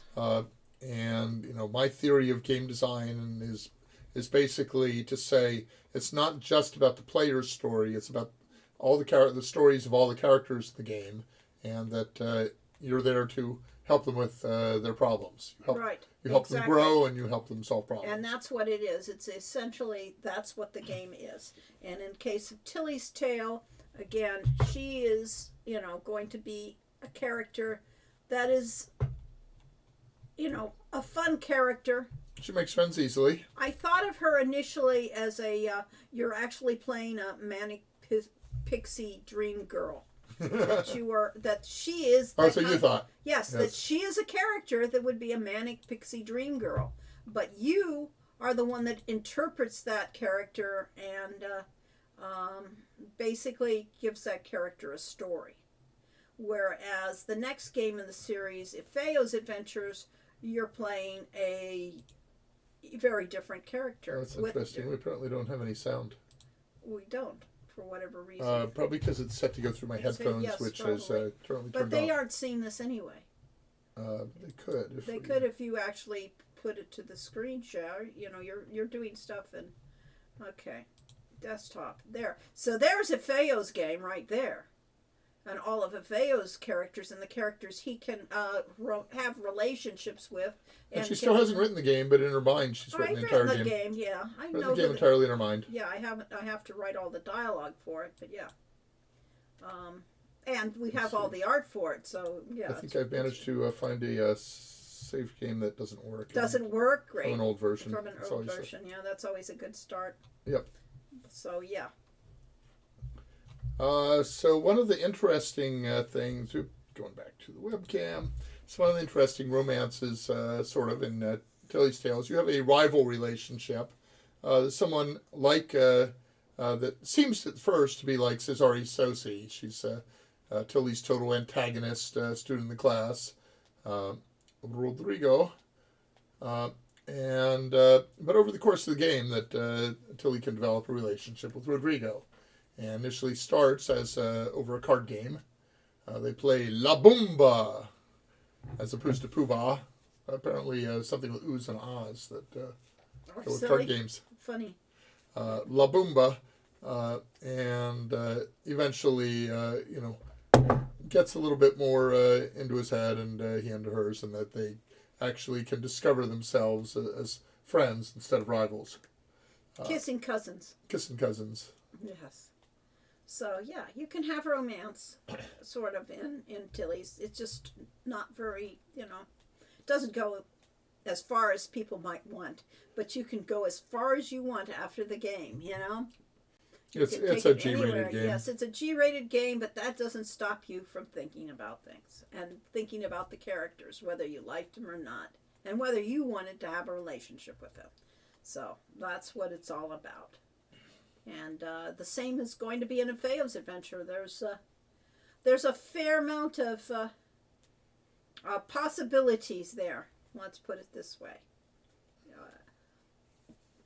All the women are gorgeous. All the women are gorgeous, and the And actually, guys the guys are pretty damn good looking. yes, the guys are really good looking too. And strong. Very strong. So that is Percival up in the ladder. You are not showing it. I'm not showing it. I got to show it again. Show it if you're going to yak about it. Yeah. Percival up in the ladder, Percy. He's our science student. And who's our really strong guy? Sergei. Sergei, the strong man. Yes, is a paladin. So, yeah, this if we ever finish this game, it'll be really fun. Yeah, right. But right now we have Tilly's Tale just about to come out, and I was planning on releasing it end of January, and then we handed it over to our Nintendo Switch publisher, Salacia, and in the course of playthroughs, they found some little problems with the game they wanted fixed. And one of the ones that they were horrified at was that the final credit scene doesn't work, and I said, but it does. Well, it turns out that, once again, the video player on the Nintendo Switch is an abomination, and Philip Elder, who's our main programmer right now, has done quite a bit of stuff for the Switch, and he said he had one case in which he had a cinematic that they ended up having to break up frame by frame and make each frame a sprite, and then play all the sprites in order to simulate a video because they couldn't get the video player to work. So AGS icon. What's it? AGS Adventure Game System, Adventure Game Studio. Adventure Game Studio. Yes, on your thing here. It is there because I played with it very briefly, but never really got too far. There's I mean, Quest for Infinity and Carolyn's Quest. I mean, that was one of the big decisions we had to make at the beginning of doing Hero U Road Redemption, is what tools we were going to use for it. And we sort of defaulted to Unity because we were working with Andrew Golding, who had just done a game under Unity, and we were going to modify his game and do it for this. And then Andrew dropped off the project, and the new programmers who brought in did not want to modify Andrew's game, even though he generously offered the source code to us. And so we did the far more expensive and time-consuming way instead. Did I miss who is the girl with the? That is The dress? Maria Thalassa. I think. Let's go back to the desktop. Yep. Yeah, Maria. I pronounce it Maria, but Lori pronounces it Maria. Meria. You pronounce it the way you like. Maria Thalassa, so she's Greek. She is Greek. And she's kind of a Greek goddess, isn't she? Mm-hmm. All right. She is half siren. Oh, half siren. Half siren. Yes. Oh, I just got back from getting pizza. Well, good for you. That sounds like a good plan. Yeah, we didn't actually talk about this. This is the In the Future game. It's supposed to be out next year, but given that so far we haven't done too well at our schedules, yeah, well, it'll be done when it's done. Let's see. Yes. So that's Maria. This is Leia in the wheelchair. Leia in the wheelchair is partly inspired by Wicked. No, not at all. Not at all. Well, the character is not inspired by Wicked. You're right. The fact that you have a wizard in a wheelchair is clearly a Wicked reference. Hardly. Ha. I mean, that is the wrong kind of character. So, not at all. But she is a wheelchair bound, and she will be wheelchair bound for the whole game. And and the woman on the left is... I just pressed my push to talk button to laugh at that. Yes, indeed. Very good. Pizza is one of the most important elements, yes. Pizza, Dr. Cranium has entered the chat. We're talking about love. How many people Frankie? love pizza? Oh. Pizza! Yeah, well... Well, our son ruined our lives by convincing us that carbohydrates are bad and protein is good. And so we don't eat nearly as much pizza as we used to, but once a month or so. Our favorite is a pesto pizza with artichokes. Yes, indeed. Optional garlic. So let's say back to the webcam. And sometimes we put sausage on it just to make it less vegetarian. You will see that we are trying to make our games as diverse as possible. What's our spy's name? Which spy? Oh, Charlotte. Charlotte Roos. Charlotte Roos. And to me, she's modeled a little after the heroine in Crouching Tiger, Hidden Dragon. She's a swordswoman. Huh? Isn't she the one that uses like a samurai sword? No, that's Shang over here, the actual person who. That's what I was pointing at. No, the this is spy is Charlotte Roos. I was pointing at Chang when I said Okay, that. fine. Let's go back to Shang. the next one. This is Shang over here. Shang.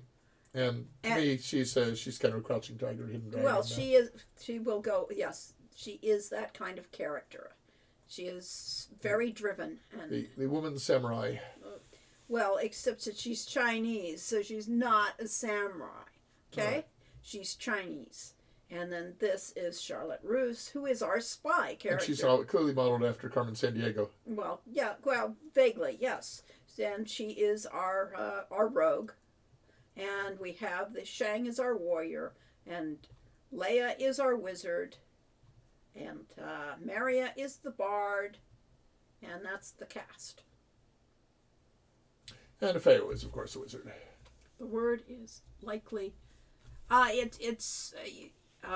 It's spelled Chang, for what it's worth. Her name is Chang, but it's yes. I would take the pointy-haired, blue-haired girl to waifu. There we go. Yes, and yes, exactly. But you'll have to win her heart and help her win her confidence and help her save the world, because Chili's Tale is a very light-hearted, low-stakes game, but it gets dangerous here. This is a much darker, not heavier samurai game. word. Oh, Yes. it's probably used. You're not samurai, it's a Okay. yusha. Okay, interesting. I don't know that word. How I do you have not seen pronounce that one. No. And I don't recognize it as a Japanese word. It might. Is it a Chinese word? Because that's more of a Chinese spelling. Let's see. Okay, well, go back to us. So I'll go back to a new it's a tab word and for. say. Okay, fine. I see. Yeah. Okay. Wuxia Heroes. Okay. Okay. What Interesting. do you call a Chinese martial artist? Well, Kung Fu, That's of a course, they'll dumb- probably come up with. Wushu literally Okay. means martial art. Okay. So Alright. wuxias would be the feminine of that, perhaps. Female. A female Chinese martial artist. Let's put it in there.